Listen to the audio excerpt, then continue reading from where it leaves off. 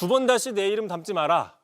자, 김민석 총리 지금 미국 출장 중인데 오늘 오전 기자들에게 공지를 하나 냈습니다. 총리실에서. 그런데 이게 외교 관련된 게 아니라 국내 현안인데요. 자, 바로 보시면 이런 공지를 했습니다. 자, 서울시장 선거 여론조사에 총리를 포함시키지 말라는 요청에도 불구하고 계속 포함시키는 일부 조사에 대해서 매우 심각한 유감을 표시한다. 자, 본인 의사에 반해서 계속 조사에 포함시키는 건 매우 부적절하며 금도를 넘는 것이다. 다시 한번 강력히 요청한다라고 적었는데 예. 자, 보신 것처럼 매우 심각한, 매우 금도를 넘는 강력히 요청한다라고 상당히 강력하게 불만을 표시하고 있죠. 예. 김민석 총리가 서울시장 나갈 생각이 없다라는 점은 여러 차례 밝혔고 이 자리에서도 우리가 많이 다뤘잖아요. 그렇습니다. 그래서 이미 일찌감치였죠. 지난해 12월 초에 언론사들과 각 여론조사 업체에 서울시장 조사에서 김 총리를 제외해달라고 공식적으로 요청한 바가 있습니다. 네. 자, 보통 이렇게 되면은 모든 업체들이 대부분 제외하는 게 일반적이죠. 그런데 오늘이었습니다. 한 업체가 총리를 포함해서 서울시장 여론조사를 했는데 그게 어디냐? 다름 아닌 여권 지지층에서 영향력이 있다고 알려진 김어준 씨 측의 업체였습니다. 자, 김 씨는 알고도 넣었다라고 주장을 했는데 들어보시죠. 예. 왜 넣었냐면은 본인이 이제 출마 넣지 말아달라고 했잖아요. 김민석 총리 정도의 정치인이 되면 본인 뜻대로 못합니다. 어느 순간 갑자기 차출될 가능성도 배제할 수가 없어요. 본인 뜻은 확인했고 원래 저는 말을 안 듣습니다. 아. 예. 원래 저는 말을 잘 안 듣습니다. 앞으로도 넣을 것 같은데요. 어느 순간엔 빼겠다고는 얘기를 했습니다. 아, 그래요? 예. 예. 어쨌든 본인이 원치 않는다는 걸 알면서 넣었다는 얘기는 한 거네요. 그렇습니다. 좀 이해가 안 된다는 측면이 있었죠. 참고로 김민석 총리는 지금 서울시장 출마설은 사실상 사그러들었는데 올해 여름이죠. 당대표 출마설은 아직 살아 있습니다. 자, 그런데 이제 정청래 대표와 가까운 걸로 알려져 있지 않습니까? 김어준 예. 씨가. 자, 오늘 최근 논란이 되고 있는 그 합당 제안에 대해서 정청래 대표를 적극적으로 두둔하는, 옹호하는 입장을 보였습니다. 자, 이 때문에 이 대통령 지지층 일각에서는 자, 김어준 씨가 정청래 대표의 당대표 재선을 돕기 위해서 그러니까 경쟁자가 될 수 있는 김민석 총리의 당대표 출마설을 잠재우기 위해서 서울시장 출마설을 계속 띄우는 게 아니냐 뭐 이런 음모론까지 나오고 있는 상황입니다. 예. 알겠습니다. 잘 들었습니다. 이성대 기자였습니다. 지난 6일 제주에서 열린 민주당 초선 의원 모임 더민초 워크숍 강연에서 정청래 대표는 민심을 보는 척도로 딴지일보를 꼽았습니다. 우리 민주당 지지 성향을 봤을 때 딴지일보가 가장 바로미터입니다. 거기에 흐름이 가장 민심을 보는 하나의 척도가 될 수 있습니다. 딴지일보는 김어준 씨가 만든 온라인 커뮤니티로 정 대표는 오랜 시간 글을 써왔다고도 했습니다. 저는 10년 동안 1,500번 썼습니다. 평균 이틀에 한 번꼴 썼습니다. 꾸준히 해야 됩니다. 이길 사람이 없어요. 10년 동안 1,500번 글 썼다니까요. 진짜로. 딴지일보 그 커뮤니티에. 정청래 대표는 자신의 유튜브 구독자 수를 언급하며 SNS 활용의 중요성을 강조했습니다. 항상 SNS라는 것을 자기가 끼고 살아야 됩니다. 어제 신문에서 보니까 유튜브 이재명 대통령 빼고 제가 유튜브 제일 많대요. 구독자가 70만 명. 한 발 한 발 하다 보면 늘게 되고요. 댓글 늘게 되고요. 좋아요 늘게 됩니다. 의정 활동을 할 때 소셜미디어를 적극 활용해야 한다는 겁니다. 물고기가 물을 떠나서 살 수 없듯이 우린 대중정치이기 때문에 대중을 떠나서 결코 살 수가 없어요.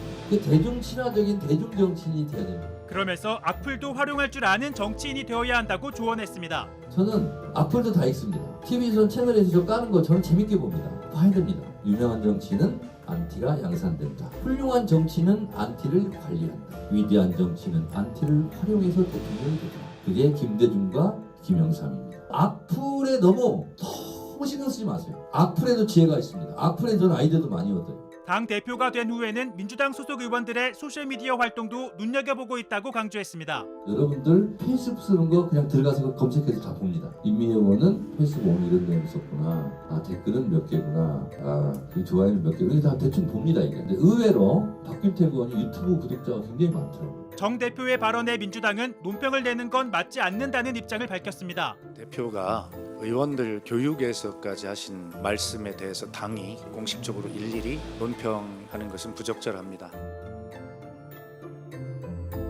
혹시 요즘에 뭐 우리 이 작가님도 워낙 또 하나의 커다란 또 이렇게 미디어 미디어를 갖고 계시고 그런 이제 유튜브 채널이라든지 이런 데들이 정파성이 강한 곳들이 많이 있잖아요. 그렇죠. 그 중에서도 이제 대형 채널 같은 경우는 뭐 국민의힘 쪽도 그렇겠습니다만, 그러니까 당에 무엇을 뭐 평가하거나 뭐 제안하거나 요 정도 수준이 아니라 아예 그냥 당 위에 있는 것 같은 느낌을 줄 때가 좀 있잖아요. 동의합니다. 요거는 바람직한 상황입니까? 아니면 뭐 바람직한 상황은 아니죠. 근데 예? 저는 당분간 이 추세가 안 바뀔 거라고 봐요. 그러니까 이 유튜브를 통해서 네. 정치인들이 등판해가지고 자신을 알리고 유튜브에서 프레임도 만들고 지령도 내리는 이 상황이. 뭐 지령은 모르겠습니다만 눈치를 볼 수밖에 없다. 예. 특히 지금 민주당 같은 경우 당원들이 굉장히 많은데 네. 당원 중심의 정당으로 확실히 바뀌어버렸습니다. 옛날에는 뭐 대의원이 엄청난 영향력을 발휘했고 대의원 위에 국회의원. 네. 그러니까 이게 에스컬레이터가 됐었거든요. 지금 안 돼요. 국회의원이 대의원한테 지시해도 대의원이 안 들을 뿐더러 네. 대의원의 영향이 많이 줄어들었기 때문에 무조건 당원 중심으로 가게 돼 있습니다. 네. 그런데 당원들은 대부분 어떤 걸 보고 정치적 판단을 하느냐? 유튜브죠. 네. 유튜브 아니면 커뮤니티거든. 네. 그렇기 때문에 국회의원들 눈치를 볼 수밖에 없어요. 그래서 이거는 쉽게 바뀌진 않는다. 네. 특히 유튜브나 커뮤니티나 열심히 하는 사람들은 강성 지지층이 많을 수밖에 없거든요. 네네. 그러니까 이번 뭐 검찰 개혁 같은 것도 빠르게 더 강하게 당보다 더 계속 얘기하잖아요. 네. 네. 그 눈치를 볼 수밖에 없죠. 그래서 앞으로 이것은 크게 변하지는 않을 것 같습니다. 더 강해질 가능성이 높다고 보세요.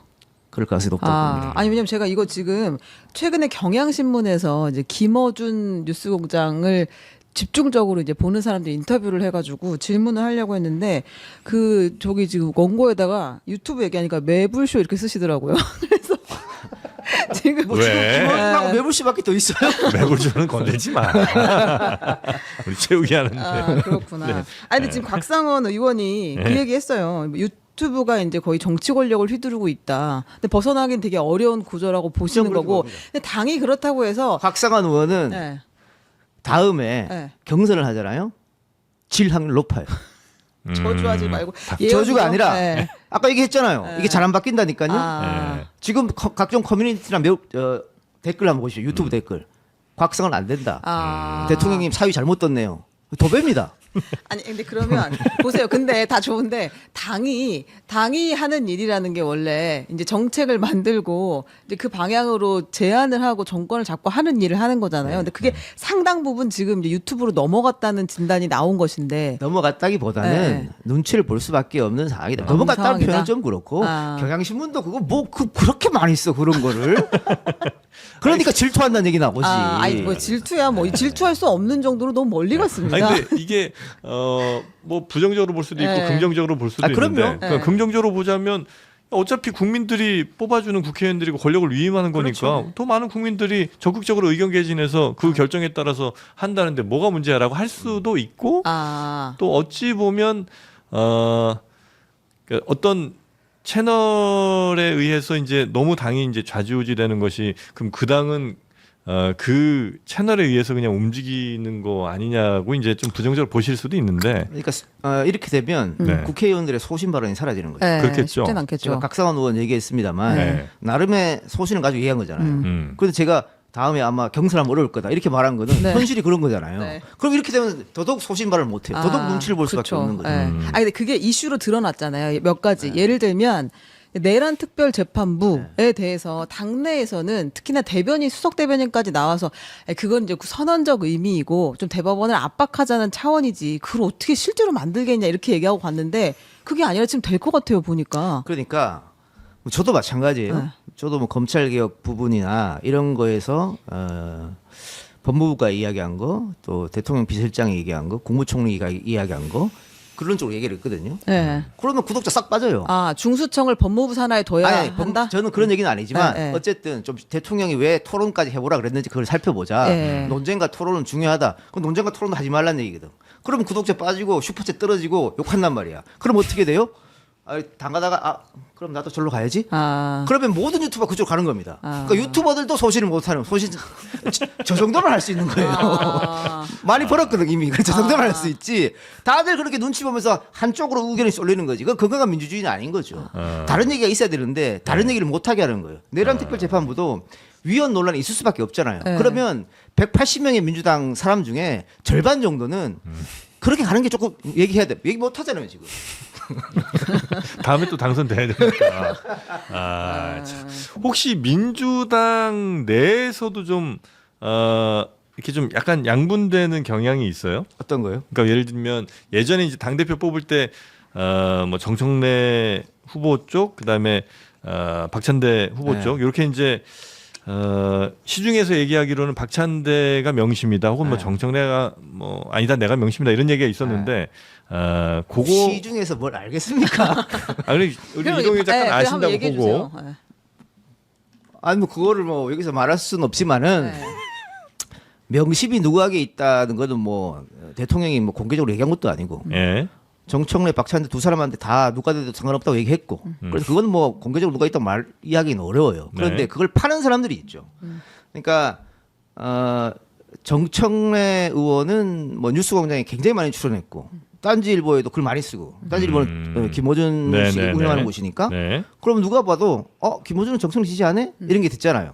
근데 반비례해서 유튜버들 중에 현장으로 많이 간 유튜버 있어요. 구독자들 수는 적고 그래도 현장에서 열심히 뛰었던 네. 그 사람들은 대부분 박찬대 의원을 밀었거든요. 아, 그래요? 그렇게 나뉘었다고. 그렇게 나뉘었는데 거기 그 작은 유튜버들의 큰 패짝은 네.